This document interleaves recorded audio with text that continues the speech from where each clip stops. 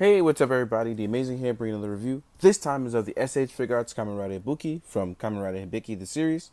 Let's get started. First and foremost, I want to start by saying he never got a normal release. His is through the renewal line, so the body is actually that of the renewal bodies, and it's really, really nice. The deep metallic blue, it's painting on really well. I don't even think it's painted on, but it's molded in and injected really nicely. The golds and the yellows, the translucents, it's all done really, really well to the point where I gotta say the actual molding of this is just done beautifully, and I can't really knock it because it's very accurate to the suit design, at least from what I can see. I went back and I watched and I was like, this is pretty good. The body, although pretty thin, actually goes back to what I was saying about it being really done and reflecting that of the only like design where it's supposed to be more slim and more longer. It's really dope. I'm a big fan of this. But let's get into the actual review and talk about articulation, all the cool things it can do and comes with. So starting with the head can look up. It's not hindered by any sort of collar, even though it has one. It can tilt left and right. It can rotate all the way around. And it can look down very well, as well as up. And I know I've gone over that, but it's really something I got to talk about for later, so yeah. Please be careful with the horns on top. They are very sharp. Don't hurt yourself, please. As far as the arms go, you can actually remove the shoulders to come down, and they rotate on a 360-degree ball joint here, and they can rotate even inside with the chest piece. Oh, I'm sorry, with the shoulder pad on. So that's pretty dope. Mine's came off because I was doing a little too much, but this is going to be a pain to get back in sometimes because it's finding the joint, because it's meant to move fluidly. So, oops, I dropped it. So let me just put this back on.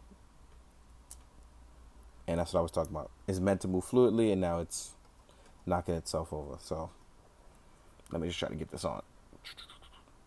There we go. So it's bicep swivel as well. It rotates effortlessly, as you can see. The arms are double jointed, and this is really good, especially because this character plays his trumpet as a weapon. So it needs to be able to come up to his face, and I think that's very important. And it actually can. His arms can rotate really well into the front of his face, as you can see here. Both of them. There is like I said, there's a rotating joint on the inside that allows you to extend your arms very well. As far as the waist area, both upper and lower torso, mine is really tight, but you can actually get a great range of articulation in the chest. And the lower waist is actually very nicely done. Please be careful when you're rotating your joints because you don't want to scrape any paint. This metallic paint job is done really nicely, and I'd just be ashamed if anybody was to scrape it.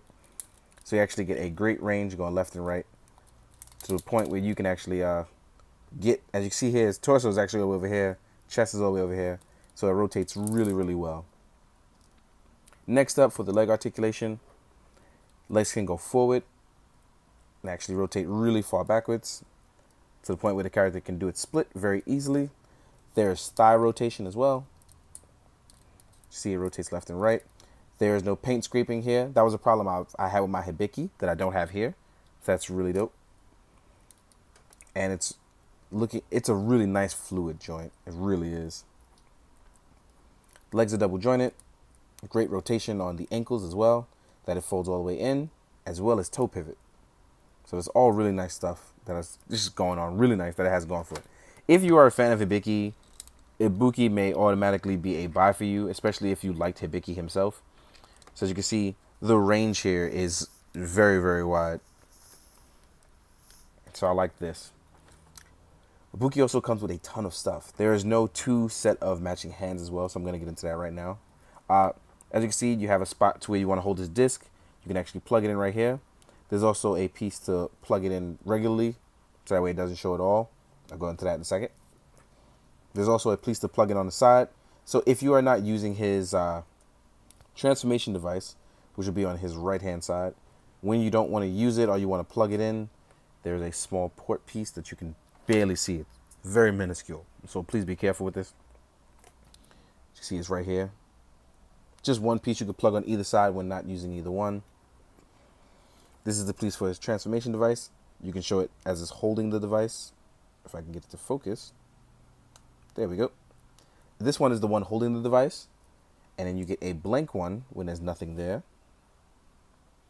And then you get the device in both activated and deactivated mode. So here it is, deactivated, and then you'll have one activate. So these are very tiny, and I wanted to get those out of the way very fast. As well as when you aren't using the disc. The disc are non-active there, but you can use them in an active form when using your weapon. You get all three. Voila. Next up, I want to go over his extra faceplate. And this is the faceplate when you are going to use his trumpet weapon when attached with his Oni disc, and he actually puts his disc to puts his weapon to his mouth to activate the final attack, which is pretty dope. If you don't want to watch it, you should go look it up on YouTube. This is it when it's in his weapon shooting mode. It's more of a activated pistol piece here, so that's pretty dope. So it's sort of like a machine gun trumpet, which is a really dope weapon. And that's kind of why I like Kamen Rider. It's very different and inventive. And then we have hands. So the thing about the hands is no two hands are actually exactly alike.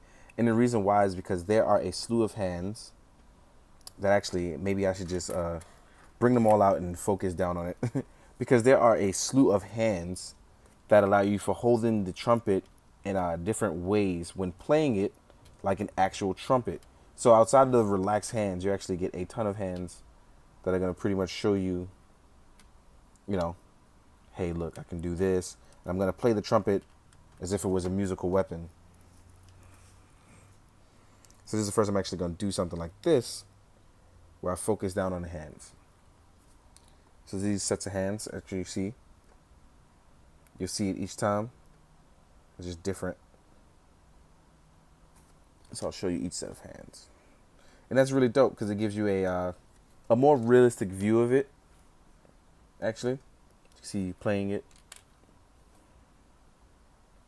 And I think that's really, really cool. So, I think it's dope that you actually have created something like that where the hands aren't identical because you're actually going to play the trumpet a certain way. So it's pretty dope. It's really cool. One more thing I want to add. I'm going to fix my camera in a second. After I fix Ibuki. Scroll down a little. There we go. And last but not least, you can actually remove his Oni disc. And to do that, the reason why you remove the Oni disc, oh, there we go. There's in there. It's because it attaches to the trumpet to create the weapon. So and to show it would attach and it would expand to create the final form of the weapon. So I'm gonna put this back in. Just gently slide that back in. Assuming I can. Voila. There we go. Now we're gonna get into size comparisons. Show Ibuki with other Kamen Rider stuff as well as other lines, and see where he scales at. So let's put him in a nice straightforward stance where he can see what's going on. Oh, one more thing. The wrists also rotate as well to give you a better wrist rotation, I should say. So move this out of the way to get Ibuki to look straight. And here is Ibuki next to the protagonist and his homie, Kamen Rider Hibiki. So as you can see here, they both look really good together. Can't wait to get some shots in with them together. They are both tall and lean and a little bit, they seem to be a little bit taller, but it's just the body proportions are a little bit different. I really, really like them. So they have a great, great look together. Their colors work really well together. I like them. Here he is next to Kamen Rider Rogue, size-wise. So even though he looks taller and linkier, it's really just that he's the same size. He just looks better. Here he is next to another renewal, which is Kamen Rider Kuga. Look really good together. Next up, we have Marvel Legends Spider-Me. Nice size-wise. It even sells a little bit better with Marvel Legends as well. Next up, Articulated Icons Ninja. And what only wouldn't fight a ninja? So as you can see, the Articulated Icon stuff is actually a tiny bit taller. Next up, we have the 1000 Toy Synthetic Human. This looks pretty well. Oh, it actually scales a little bit better. And last but not least, Mezco Punisher to scale with it. So as you can see, everything scales pretty well. Either it's a little shorter or a little bit taller, and it works out just fine. But all in all, I'm a big fan of the Ibuki stuff. It's going to push me to try some new and different stuff. Maybe I'll do something related to music. Be pretty dope. If you haven't already, check out my Instagram where I show some behind-the-scenes stuff before I even put it in Plastic Party. So check those out. First time I actually ever plug something. It feels weird. Don't think I'm ever going to do that again. Yeah. In the meantime, though, I hope you found it informative. I hope you enjoyed. Most of all, I hope you do good, be good, drink your water, guys. Later.